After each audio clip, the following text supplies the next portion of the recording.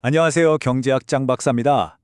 여러분, 오늘은 몇 시간이나 일하고 몇 시간이나 쉴까 하는 우리 일상의 고민부터 어려운 사람들을 돕는 가장 좋은 방법은 뭘까 같은 국가적인 정책 문제까지 이 전혀 달라 보이는 질문들을 단 하나의 경제학 도구로 명쾌하게 분석할 수 있다면 믿으시겠어요?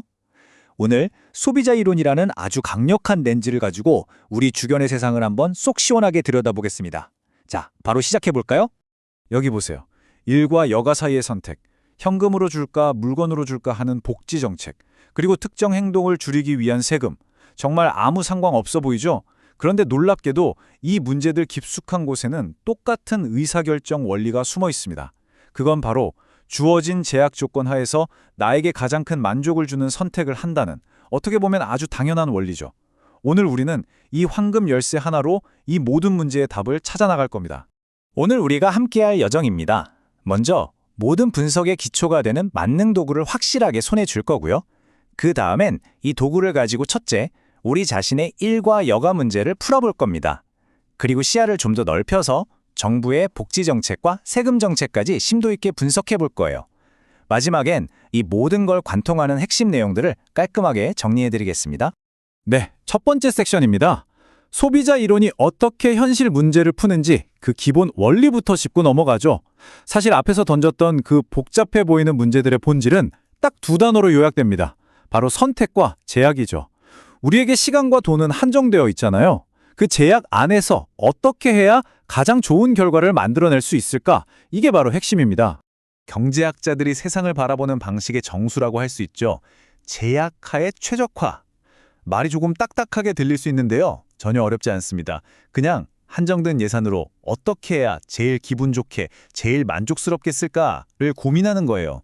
바로 이것이 오늘 우리가 모든 문제를 분석할 때 사용할 단 하나의, 하지만 정말 강력한 만능 도구입니다.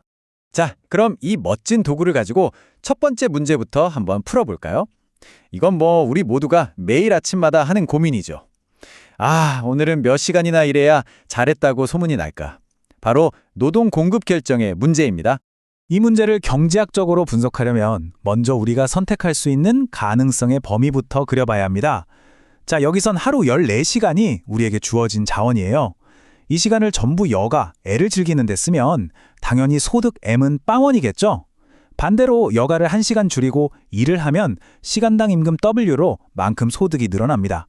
이렇게 우리가 선택할 수 있는 모든 소득과 여가의 조합을 쭉 이어서 선으로 만든 것, 이게 바로 우리의 선택지를 보여주는 예산제약선이라는 겁니다. 일종의 선택 가능한 메뉴판인 셈이죠. 자, 메뉴판은 준비됐습니다. 그럼 이 수많은 메뉴 중에서 우린 뭘 골라야 할까요? 바로 이때 우리의 개인적인 취향, 즉 무차별 곡선이 등장합니다. 이 곡선은요, 우리에게 똑같은 만족감을 주는 소득과 여가의 조합들을 모아놓은 선이에요. 우리의 목표는 주어진 예산선 위에서 가장 큰 만족을 주는, 그러니까 가장 바깥쪽에 있는 무차별 곡선과 만나는 겁니다.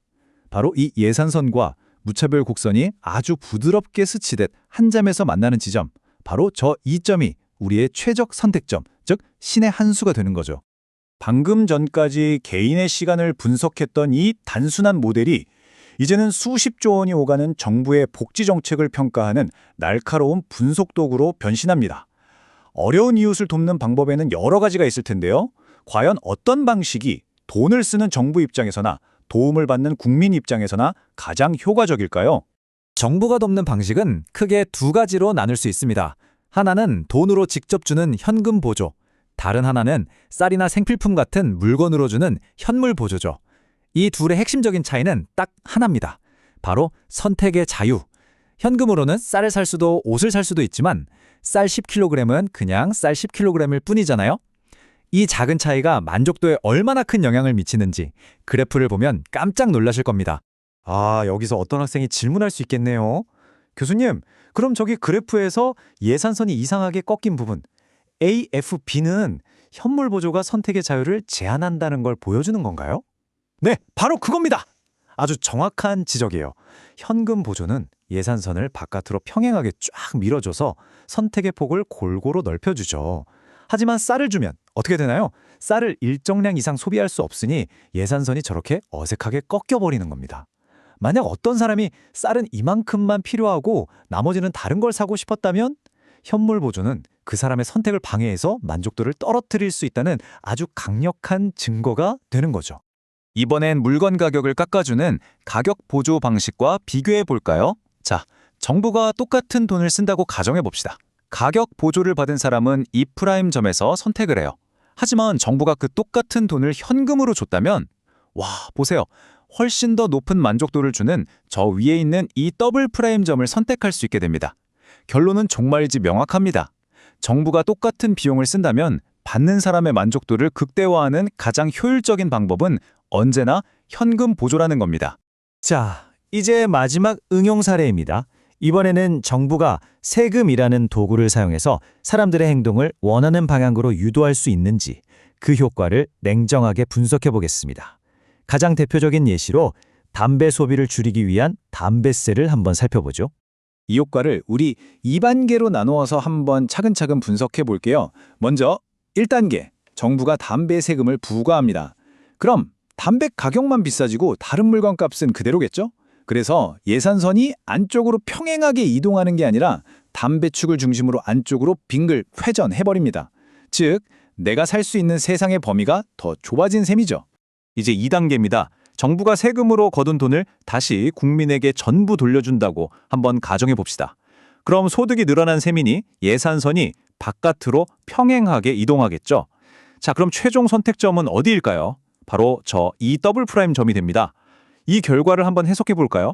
놀랍게도 담배 소비량은 원래보다 줄었습니다. 정부의 정책 목표는 달성한 셈이네요. 하지만 여기서 정말 중요한 사실이 있습니다. 최종 선택점인 이 더블 프라임은 원래 선택점보다 더 안쪽에 있는, 즉 더 낮은 수준의 무차별 곡선 위에 있다는 점입니다. 이게 뭘 의미할까요? 정부가 세금을 다 돌려줬음에도 불구하고 이 사람의 전반적인 만족도는 오히려 더 낮아졌다는 뜻입니다. 행동의 변화에는 이처럼 보이지 않는 대가가 따를 수 있다는 거죠. 자, 오늘 정말 중요한 개념부터 구체적인 응용 사례까지 꽤 많은 내용을 다뤘습니다. 이제 마지막으로 오늘 배운 내용의 핵심만 쏙쏙 뽑아 정리해드리고 여러분의 생각을 한 단계 더 성장시킬 수 있는 질문을 하나 던져보겠습니다. 오늘 배운 내용을 딱 3문장으로 요약해보겠습니다. 첫째, 제약하의 최적화라는 이 하나의 원리만 알면 개인의 선택부터 국가 정책까지 정말 많은 것을 꿰뚫어 볼 수 있다. 둘째, 누군가를 돕는 정책을 만들 땐 특별한 이유가 없다면 선택의 자유를 주는 현금 보조가 받는 사람에게 거의 항상 더 좋다. 셋째, 세금은 분명 사람들의 행동을 바꿀 수 있지만 그 과정에서 당사자의 만족도가 떨어질 수 있다는 비용을 항상 함께 고려해야 한다. 이제 이 강력한 분석 도구는 온전히 여러분의 것이 되었습니다. 마지막으로 도전 과제 하나 드릴게요. 오늘 우리가 함께 분석했던 담배세 모델을 그대로 탄소세 문제에 한번 적용해 보세요. 환경을 위해 탄소세를 부과하고 그 세금을 국민에게 똑같이 나눠준다면 과연 에너지 소비는 줄어들까요? 그리고 우리 사회 전체의 만족도는 과연 올라갈까요? 아니면 내려갈까요? 오늘 배운 내용으로 충분히 그 답을 찾아가는 과정을 즐기실 수 있을 겁니다. 직접 한번 고민해 보시길 바랍니다. 오늘 설명은 여기까지입니다. 감사합니다.